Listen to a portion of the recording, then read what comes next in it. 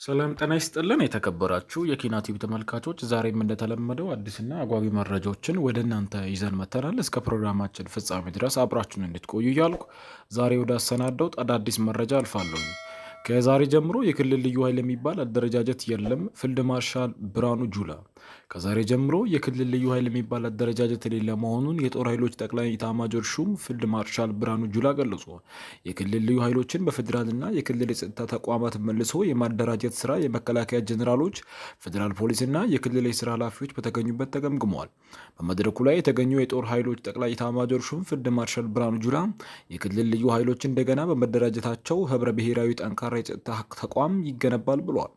ኢትዮጵያ ከነበረችበት የጸጥታ ችግር በፍጥነት መውጣቷን የገለጹት ፊልድ ማርሻል የፕሪቶሪያ የሰላም ስምምነት በመልካም ሁኔታ እየተከናወነ መሆኑን ጠቁመዋል። የክልል ልዩ ኃይሎች አደረጃጀት ህጋዊ ያለመሆኑን፣ በክልሎች መካከል አንድ ስጋት መታየት እንዲሁም ችግሮችን በኃይል ለመፍታት የሚደረግ እንቅስቃሴ አደረጃጀቱን ለመቀየር አስገድዷልን ብለዋል።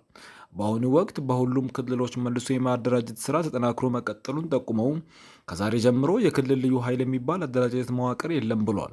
በመሆኑም የጸጥታ መዋቅር መከላከያ፣ ፌዴራል ፖሊስና የክልል ፖሊስ ሲሆን በክልል ልዩ ኃይሎች ስም ተልዕኮም ሆነ ግዳጅ የሚቀበል ኃይል አይኖርም ሲሉ አረጋግጠዋል። ከዚህም በኋላ በመረጡት አደረጃጀት መሰረት ሁሉም ወደ ተመደቡበት የመጓጓዝና ወደ ስልጠና የማስገባት ስራ ይከናወናልን ብለዋል።